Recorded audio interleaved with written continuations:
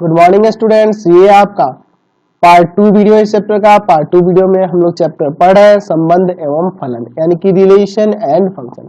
तो आज हम लोग संबंध के विभिन्न प्रकार को समझने वाले हैं। तो चलिए शुरू करते हैं संबंध के प्रकार के बारे में। चलिए, तो पहले हम लोग बात करेंगे एक समुच्चय से दूसरे समुच्चय में संबंधों के प्रकार, type of relation from one set to another set. यानी कि यहाँ पे हम लोग बात करने वाले हैं कोई संबंध आर के बारे में जो सबसेट हो ए क्रॉस बी का। ठीक है, एक समुच्चय से दूसरे समुच्चय, इसी को ना पढ़ते हैं हम लोग कि आर ए से बी में एक संबंध है। तो इसी प्रकार के हम लोग संबंधों के बारे में अभी पढ़ेंगे। तो पहला देखते हैं हम लोग रिक्त संबंध, यानी कि एम्प्टी रिलेशन।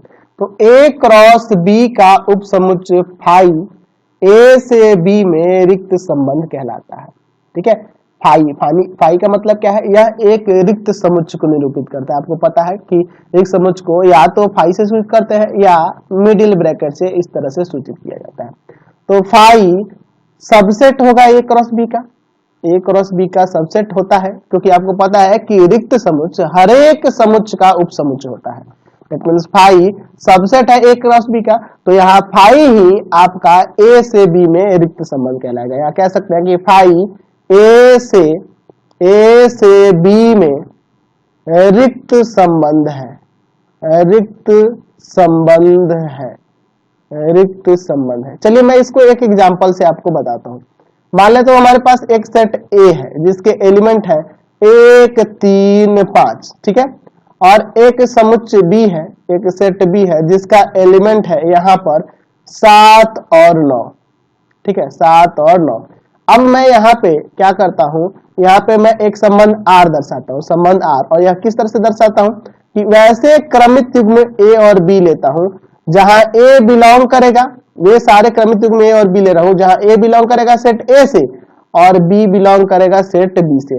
और ए और बी में संबंध को इस तरह से दर्शाता हूं कि ए प्लस बी एक विषम संख्या है, एक विषम संख्या है। ए प्लस बी एक विषम संख्या है। आप देख लो इस एग्जांपल में, इसमें से कोई भी एलिमेंट लेके, इसमें का और इसमें का एक एलिमेंट लेके कोई भी क्रमित युग्म बना के देख लो। मैं यहाँ पे एक 7 ले सकता हूँ, 1 9 ले सकता हूँ, 3 7 ले सकता हूँ, 3 9 ले सकता हूँ। ऐसे कोई भी क्रमित युग्म लोगे और उनके अवयवों को अगर जोड़ के देखा जाएगा तो हमेशा एक सम संख्या आएगा, हमेशा एक सम संख्या आएगा, सम संख्या आएगा ना। यानी कि कभी भी विषम संख्या प्राप्त नहीं होगा। यानी कि आर बराबर में आ गया फाई। तो फाई, क्योंकि इसमें कोई भी एलिमेंट ऐसा नहीं होगा जिनको जोड़ने पर, ऐसे कोई ऑर्डर पे नहीं होंगे जिनको जोड़ने पे आपके विषम संख्या आ जाए। देख रहे हैं, कभी नहीं आएगा, हमेशा सम आएगा। यानी कि यह एक रिक्त संबंध को दर्शा रहा है। कैसा संबंध दर्शा रहा है? रिक्त संबंध। तो इसी प्रकार के संबंध आपके रिक्त संबंध कहलाते हैं। चलिए अब दूसरा संबंध देखते हैं, सार्वत्रिक संबंध, यानी कि यूनिवर्सल रिलेशन क्या होता है। यानी कि समुच्चय ए से बी में संबंध आर सार्वत्रिक संबंध कहलाता है यदि ए आर जो है बराबर हो ए क्रॉस बी के। आर अगर ए क्रॉस बी के बराबर होगा तो वह आपका सार्वत्रिक संबंध यानी कि यूनिवर्सल रिलेशन कहलाएगा। जैसे मान लो, मैं इसको एक एग्जांपल से आपको समझाता हूँ। ए बराबर में एक सेट है जिसमें एलिमेंट है 1 3 5। ठीक है, और बी बराबर में एक सेट है जिसका एलिमेंट है 7 और 9। ठीक है, मैं यहाँ पे एक संबंध आर लेता हूँ। वह किस प्रकार से दिखा रहा हूँ, तो वह यहाँ पे क्रमित युग्म a, b इस रूप में है जहां a बिलोंग करेगा सेट a से और यह b एलिमेंट बिलोंग करेगा सेट b से। और यहाँ पे a और b में क्या संबंध है, तो यहाँ कह सकते हैं कि a और b का संबंध कुछ इस तरह से है कि a तथा b का योग, यानी कि a प्लस b एक सम संख्या है, a प्लस b एक सम संख्या है। तो अगर मैं यहाँ पे बात करूं आर बराबर संबंध आर की, तो यहाँ पे वो सारे क्रमित युग्म है जहां पहला एलिमेंट पहले सेट से, दूसरा एलिमेंट दूसरे सेट से बिलोंग करेगा, जहां जिनका योग एक सम संख्या होगा। तो पहला एलिमेंट इसका और दूसरा एलिमेंट इसमें कर लो। तो 1 और 7 देखे, 1 और 7 जोड़ने पे आपका सम संख्या प्राप्त होगा। उसी तरह से 1 9 भी एक सम संख्या होगा, 3 7 भी एक सम संख्या हो जाएगा जोड़ने पे, 3 9 भी हो जाएगा, 5 7 भी हो जाएगा और 5 9 भी हो जाएगा ना। तो यह जो देख रहे हैं यह किसका वैल्यू दिख रहा है, यह आपका a क्रॉस b का ही ना वैल्यू दिख रहा है। अगर मैं a और b का कार्तीय गुणन निकालूं तो यही आएगा आपका, यही आएगा ना। डेट मीन्स यहाँ पे r a क्रॉस b के बराबर हो गया। डेट मीन्स इसी प्रकार का जो संबंध होता है वह आपका सार्वत्रिक संबंध यानी कि यूनिवर्सल रिलेशन कहलाता है। समझ गए? चलिए अब आगे बढ़ते हैं। चलिए अब हम लोग आगे किसी समुच्च पर संबंधों के प्रकार के बारे में बात करेंगे, यानी कि types of relation on a set. On a set का मतलब समझ लो ना, यानी कि कुछ इस तरह का कोई आर संबंध होगा जो ए क्रॉस ए का सबसेट होगा, तब इसे कहते हैं ना हम लोग, तब हम लोग कहते हैं ना इसमें कि संबंध आर ए से ए में संबंध है या संबंध आर ए पर संबंध है। तो वही यहां कह रहा है कि समुच्च पर संबंधों के प्रकार, यानी कि इस तरह का कोई संबंध दर्शाने वाले संबंधों के प्रकार के बारे में बात करेंगे। इसमें भी पहला आ जाएगा रिक्त संबंध यानी कि एम्प्टी रिलेशन। तो ए क्रॉस ए का उपसमुच्च फाई ए पर रिक्त संबंध कहलाता है, यानी कि फाई जो होगा सबसेट होगा ए क्रॉस ए का, फाई जो होगा ए क्रॉस ए का सबसेट होगा, तब यहाँ फाई आपका रिक्त संबंध कहलाएगा कि फाई ए पर रिक्त संबंध है, फाई ए पर रिक्त संबंध है। ठीक है, या ऐसे भी कह सकते हैं कि फाई ए से ए में रिक्त संबंध है, ए से ए में रिक्त संबंध है। चलिए मैं इसको एक एग्जांपल से बताता हूं। मैं यहाँ पर ए बराबर में यहाँ पर एक काम करता हूं, एलिमेंट ले लेता हूं यहाँ पर 2, 4 और 6, 2, 4 और 6। अब मैं यहां पे लिखता हूं एक संबंध R जिसमें ऑर्डर पेयर इस तरह से है आपके A, B, जिसमें A और B या दोनों एलिमेंट बिलोंग करेगा सेट A से ही, दोनों एलिमेंट सेट A से ही बिलोंग करेगा क्योंकि दोनों जगह A ही ना है जी। चलिए तो दोनों एलिमेंट A से ही बिलोंग करेगा और यहाँ पे A और B में कुछ इस तरह से संबंध हम लोग दर्शा देते हैं कि A प्लस B एक विषम संख्या है, विषम संख्या है, a प्लस बी एक विषम संख्या है। तो मैं यहाँ पे देख रहा हूं, अगर मैं a क्रॉस a निकालूं तो a क्रॉस a निकालूंगा तो आपको पता है कि 2, 2 आएगा, 2, 4 आएगा, 2, 6 आएगा, फिर 4, 2 आएगा, 4, 4 आएगा, 4, 6 आएगा, ऐसे नहीं घुमाते जाएंगे। चलिए तो इसमें आप कोई भी पेयर देखोगे जिसको जोड़ने पर विषम संख्या आएगा, हमेशा सम ही ना प्राप्त होगा, यानी कि यह भी आपका रिक्त संबंध को निरूपित कर रहा है। ठीक है, तो यही आपका रिक्त संबंध है। तो इसी तरह के संबंध को क्या कहेंगे कि यह जो संबंध R जो है ए पर रिक्त संबंध है, ए पर रिक्त संबंध है। ठीक है, इसे हम लोग ए पर रिक्त संबंध कहेंगे, या ऐसे भी कह सकते हैं कि संबंध R ए से ए में रिक्त संबंध है, तो एक ही बात होगा। चलिए अगला हम लोग बात करते हैं सार्वत्रिक संबंध, यूनिवर्सल रिलेशन। तो संबंध R ए पर सार्वत्रिक संबंध कहलाता है यदि R जो होगा ए क्रॉस ए का बराबर होगा, ए क्रॉस ए के बराबर होगा, ए क्रॉस ए के बराबर होगा, तब वहां से हम लोग सार्वत्रिक संबंध कहेंगे। जैसे मान लो, मैं इसको एक एग्जांपल से समझाता हूं।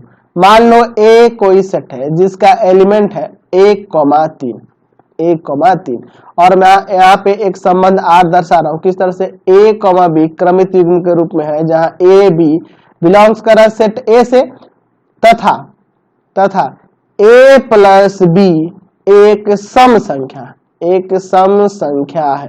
तो मैं यहाँ पे अगर देखूं R में, मैं अगर A क्रॉस A की बात करूं तो आपका आएगा 1, 1, 1, 3, 3, 1 और 3, 3, यही ना आएगा आपका। A क्रॉस A निकालोगे तो यही ना आएगा आपका। चलिए तो मैं यहाँ पे इसमें कोई भी ऑर्डर पेयर लूंगा तो वो सारे जोड़ने पे आपके एक सम संख्या होंगे। 1, 1 ले लो, 1, 3 ले लो, 3, 1 ले लो या 3, 3 ले लो। तो ये आप क्या देख रहे हैं कि इन सब को जोड़ने पे, सारे युग्म जो है सारे को जोड़ने पर आपका एक सम संख्या प्राप्त हो रहा है, यानी कि R का वैल्यू ये सारे हो जाएंगे। तो यह किसके बराबर है, A क्रॉस A के ना, तो यहाँ R बराबर हो गया A क्रॉस A के। तब इस प्रकार के संबंध को हम लोग सार्वत्रिक संबंध यानी कि यूनिवर्सल रिलेशन कहते हैं। इसे क्या कहेंगे कि R जो है R A पर सार्वत्रिक संबंध है, सार्वत्रिक संबंध है, सार्वत्रिक संबंध है। समझ गए? चलिए अगला संबंध देखते हैं। अगला देखते हैं तदात्म्य संबंध यानी कि आइडेंटिटी रिलेशन क्या कहलाता है। समुच्चय ए पर कोई संबंध आर तदात्म्य संबंध कहलाता है, आइडेंटिटी रिलेशन कहलाता है यदि आर किस तरह से हो, आर बराबर हो जिसके अंदर जो आपके ऑर्डर पेयर दिए गए हो ए के फॉर्म में हो, for all A belongs to a set A से बिलोंग करेगा यहाँ। ठीक है, समझिए इस बात को। मैं यहाँ पे एक सेट ए लेता हूं जिसका एलिमेंट 1 2 3 4 है, तो आर जो होगा आर वह किस तरह से होना चाहिए, तो 1 1 2 2 3 3 4 4। तो इस प्रकार का जो संबंध होगा ना यही आपका तदात्म्य संबंध आइडेंटिटी रिलेशन कहलाएगा। आइडेंटिटी रिलेशन को प्रायः आई से डिनोट करते हैं और ये सेट ए में है इसलिए बेस में ए दे देंगे। आइडेंटिटी रिलेशन को प्रायः आई से डिनोट करते हैं और अगर ये सेट ए पर है इसलिए इसके बेस में ए दे दिए। ठीक है, चलिए तो ये समुच्चय ए पर तदात्म्य संबंध आइडेंटिटी रिलेशन को निरूपित कर रहा है। ठीक है, तो इसमें आपको ध्यान देना होगा कि यहाँ जो ऑर्डर पेयर होंगे उसमें दोनों एलिमेंट सेम होने चाहिए। तो वही यहाँ कह रहा है ए के ऑर्डर पेयर के फॉर्म में होगा या for all A belongs to A, जो ए एलिमेंट होगा वो सेट ए से बिलोंग करेगा, यानी कि हर एक एलिमेंट के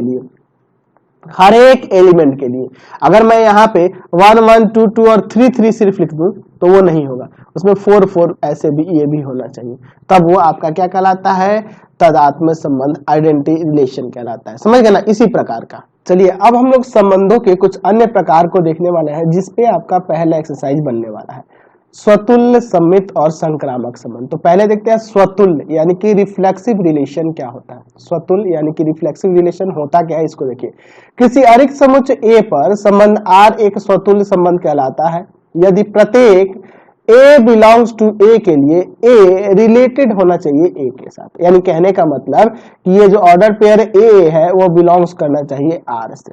जैसे मान लो यहाँ पे ए एक सेट है जिसका एलिमेंट यहाँ पे 1 2 3 4, ठीक है, 1 2 3 4 है। अब यहाँ पर मैं एक रिलेशन आर दर्शाता हूं जिसका एलिमेंट यहाँ पे ले लेता हूं 1 1 2 2 3 3 4 4। तो यह आपका एक स्वतुल्य संबंध हो जाएगा, रिफ्लेक्सिव रिलेशन है। अब आप कहोगे कि सर ये आइडेंटिटी रिलेशन भी दिख रहा है, तो हाँ ये बिल्कुल आइडेंटिटी रिलेशन भी है, यह रिलेशन आपका आइडेंटिटी रिलेशन भी है। लेकिन अब कहोगे कि सर दोनों में फर्क क्या है, स्वतुल्य रिलेशन में यानी रिफ्लेक्सिव रिलेशन में और आइडेंटिटी रिलेशन में फर्क क्या है, जब दोनों ये देख रहे हैं ये आपका रिफ्लेक्सिव भी हो जा रहा है और आइडेंटिटी भी हो जा रहा है, तो इसे कैसे पता करेंगे दोनों में फर्क क्या है। देखिए मैं एक रिलेशन R1 ले लेता हूं, उसको मैं इस तरह से दर्शाता हूं 1 1 2 2 3 3 1 3 1 4। यहां देखो पहले तो ये आपको पता होना चाहिए कि ये रिलेशन है कि नहीं, तो ये रिलेशन है क्योंकि देख लो ये इसके हर एक एलिमेंट जो है ना इस सेट से बिलोंग कर रहा है। देख लो हर एक एलिमेंट इसमें 1 2 3 4 तक की सारे एलिमेंट है और वो सारे एलिमेंट इसमें बिलोंग कर रहा है, यानी कि ये आपका R1 सबसेट होगा A क्रॉस A का। R1 जो है सबसेट होगा A क्रॉस A का, और R1 जब सबसेट हो जाएगा A क्रॉस A का यानी कि यह एक संबंध है, और यह संबंध है तो यह आपका स्वतुल्य भी संबंध है कि नहीं इसके बारे में बात करते हैं।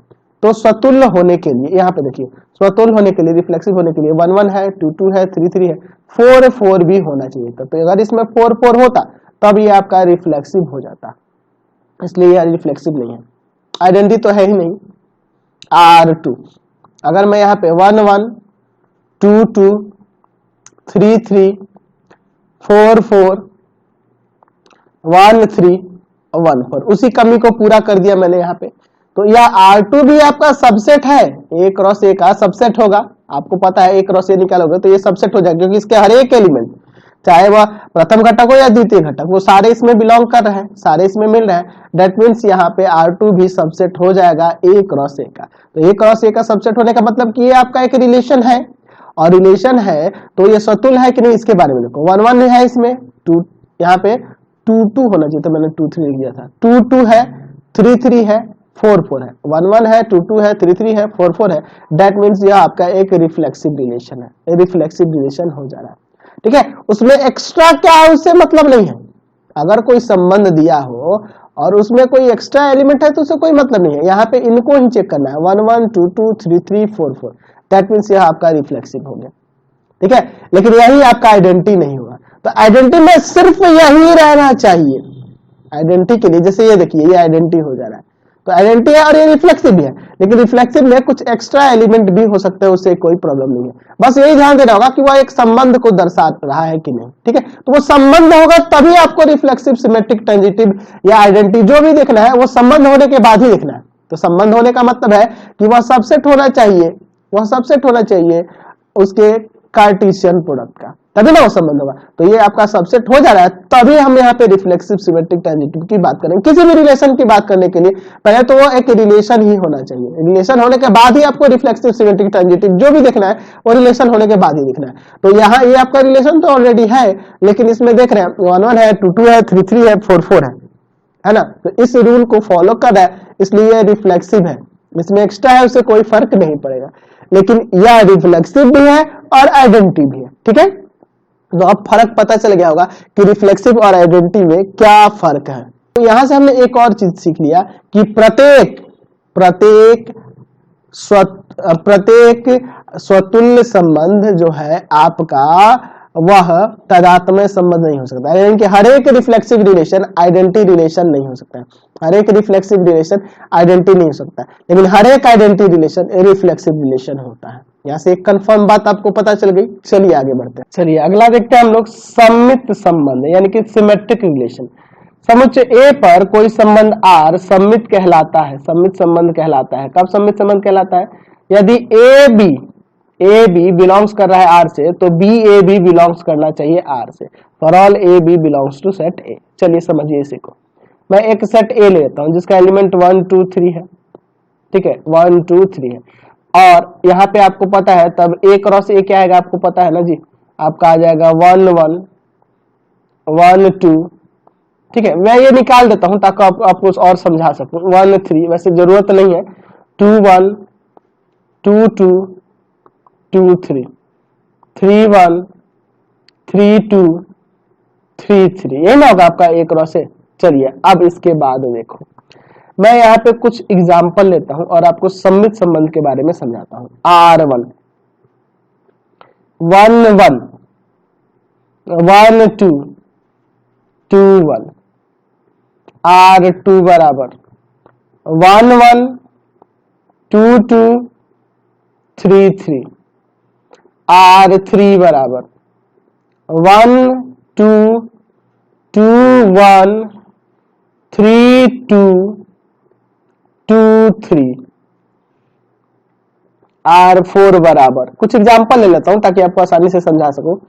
1 2 2 3 3 2 और 3 1। चलिए अब यहां पे हम लोग बात करते हैं सम्मित संबंध के बारे में। हम लोग सम्मित संबंध के लिए क्या देखना होगा कि अगर आपके पास ए बी ऑर्डर पेयर उस संबंध R में दिख रहा है तो बी ए बी उसमें होना चाहिए, यानी उसका अपोजिट। चलिए यहां देखिए R1 में देखिए 1 1 है, तो 1 1 को अगर मैं पलट दूं तो 1 1 ही आएगा, तो ये खुद का ही हो जाएगा। इसको पलटोगे तो यही आ जाएगा। 1 2 पलटोगे क्या आएगा? 2 1 आएगा।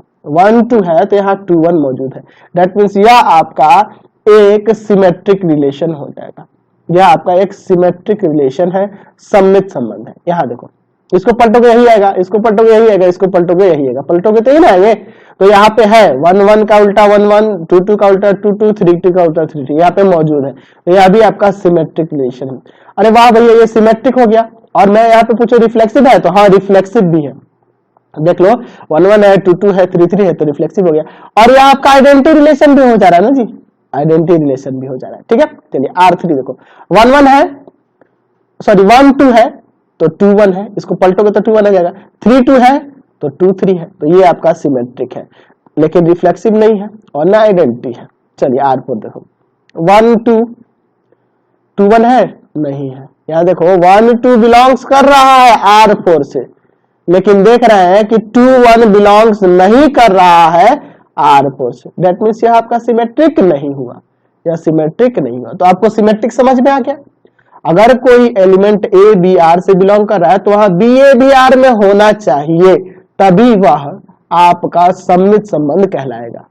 हमने एक और चीज देखा कि प्रत्येक, यहां जो देख रहे हैं R2 बराबर, प्रत्येक ये आइडेंटिटी रिलेशन रिफ्लेक्सिव भी हो जाएगा, सिमेट्रिक भी हो जाएगा, और आइडेंटिटी तो है ही, ठीक है। तो प्रत्येक आइडेंटिटी रिलेशन रिफ्लेक्सिव भी हो जाएगा और सिमेट्रिक भी हो जाएगा। चलिए अगला देखते हैं संक्रामक संबंध यानी कि ट्रांजिटिव रिलेशन क्या होता है।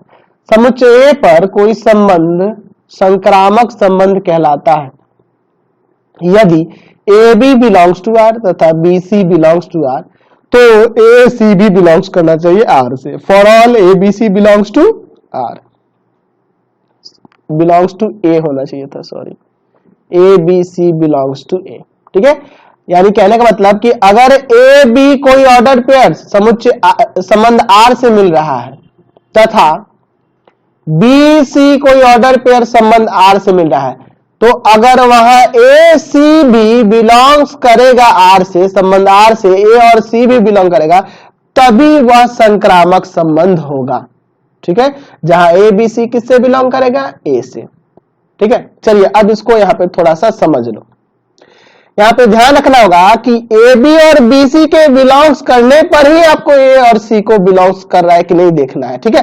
जैसे मान लो A बराबर में एक सेट दिया है 1 2 3, ठीक है।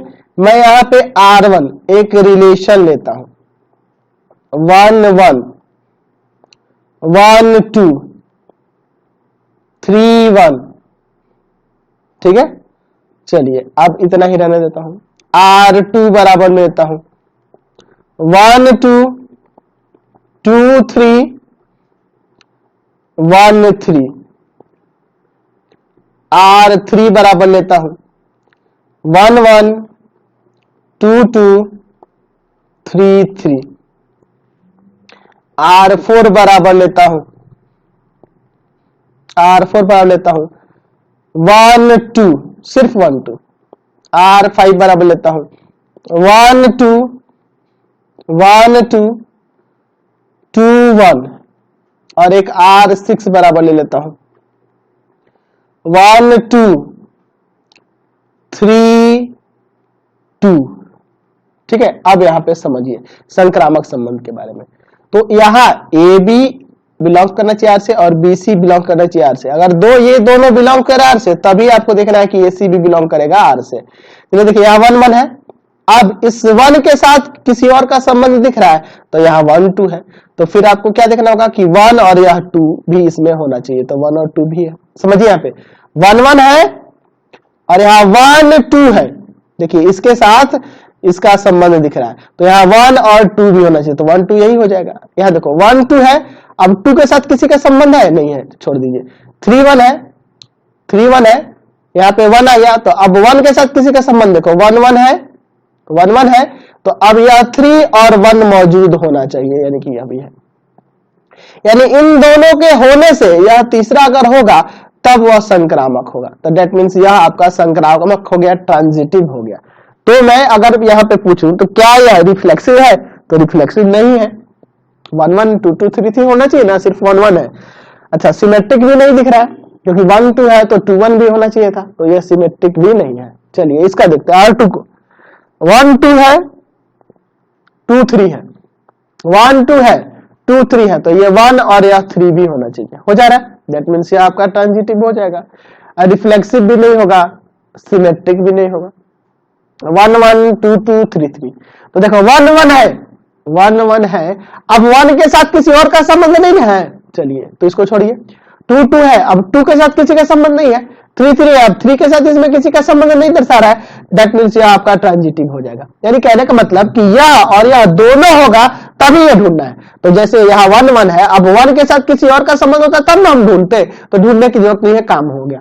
ये आपका क्या हो जाएगा, आपका ट्रांजिटिव हो जाएगा, ट्रांजिटिव हो गया। ये ट्रांजिटिव है, क्यों ट्रांजिटिव है, क्योंकि यहाँ 1 1 है, अब 1 के साथ किसी और का रिलेशन होता तब हम लोग कुछ जाके आगे ढूंढते हैं। यानी कहने का मतलब जैसे यहाँ 1 1 है और यहाँ पे एक 1 3 होता, तो फिर मैं यहाँ पे 1 और यह 3 ढूंढता, यह 1 और यह 3 इसमें ढूंढता, तब हम लोग सोचते हैं। तो जब यहाँ 1 1 है और 1 के साथ किसी और का संबंध है ही नहीं तो काहे ढूंढने की जरूरत। तो उसी तरह 2 2 है, 2 के साथ किसी और का संबंध है ही नहीं, 3 3 है, 3 के साथ किसी और का संबंध है ही नहीं, इसलिए ट्रांजिटिव है।